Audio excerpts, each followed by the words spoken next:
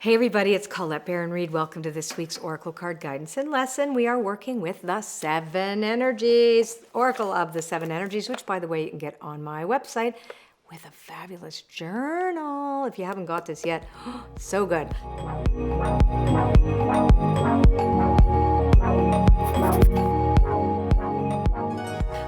7 stories. What do we tell? All human beings tell 7 main stories about their life, and there's 7 sections of our life that are meaningful to us. And this really helps break it down for you. Okay, let's start with the first card. So just before we do this, pick a number between 1 and 7. And that card's going to give you a little bit of an extra boost for this week as well. So we'll do the 7 energies, which is like an energy report for the week, weather report. And then you'll have a card for you that's going to stand out for you this week too. So let's see what the theme for the week is. Yay! Call of the Muse. I love this card. Okay, so if you pick number 1, Call of the Muse is to be reminded. We are all meant to be reminded about what inspires us. We might have forgotten what has inspired us as of late, and this is a call to creativity and inspiration, inspired thought, and optimism. This is a very optimistic card. It's a card that tells us that, we are in a co-creative partnership as well with the divine, and we are creators of our reality and our destiny.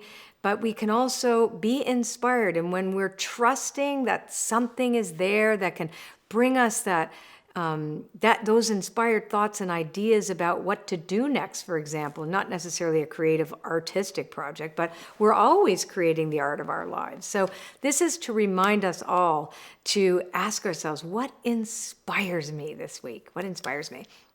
Next, a grand symphony. So these 2 cards together, this is really beautiful because a grand symphony talks about, and the first card was from the energy center related to expression, right? So how do we express ourselves through inspiration? But the grand symphony, which is in the energy center of the heart, it's card 27, it talks about the fact that we are very important, each one of us, to sing, play an instrument in the symphony of life, that you count. What you do and who you are matters. And this is a week for us to be reminded. But that means other people matter too. And we don't always agree with them. So this is reminding you that every note counts. The tuba doesn't point at the drums and say, you're wrong. It's just different, right? So this is really kind of the undercurrent here, is get creative, remember what inspires us, and remember that we're all playing a note in the symphony of life. So we have to play our own as clear and as harmonious as possible. Now, third card is card number 26, also in the energy center of the heart. It's called Great Big Love. It's all about compassion and kindness. And this is a week to be extra kind. And maybe that's the inspiration that we're looking for right now, is through kindness and gratitude and love, we can build a better world for ourselves and others and our families. And again, when we look at these card readings, we're looking at a story that all of us are going to be affected by, but it's also a way for us to stay in alignment with our highest good, ourselves and our tiny personal universes. So this is really reminding us to be kind, compassionate, and that's got to lead. The heart leads this week. Now, this is an interesting card because it reminds us, it's card number 40, and it relates to the energy center of imagination and intuition, that we are not yet where we are planning to go. So the land between is the card that says we need to get used to being like on that ship that hasn't found land yet. So we have to make peace with the waters that we're in at the moment. So this is, it's like where everything actually happens is in the transition phase. So remember to take note that don't keep looking at when am I going to reach land. It's like, how do I fall in love with the ocean I'm in? And how do I take this beautiful inspiration and knowing that I count and knowing that I matter and acting like I matter and I count, and then knowing that there are others, not just me, and we need to be compassionate and kind to those on maybe in a different, coming from things at a different angle. Now let's take a look at the fifth card, which is card number 19, Waking the Lion, all about courage.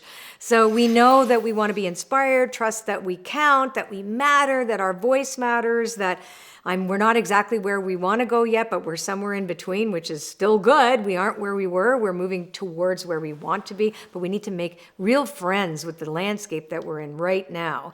And it says to have courage to be here. So this is that energy center relating to identity, like, letting yourself be yourself and having the courage to continue, keep going with that inspiration that we began the week with.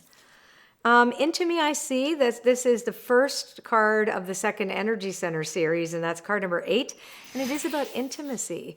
Like, even the things that we point at about other people, say, oh, they do that. There's 4 fingers pointing back at us. So we have to remember that judgment is not something that is going to serve us this week.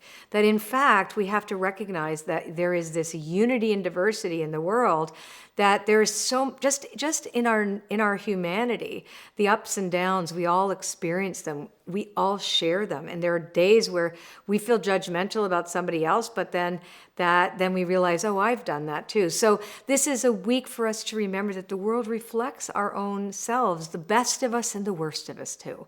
So we want to focus on the best, right? That's what we want to focus on, the divine inspiration. And last but not least, card number 7 is Seeing Beyond.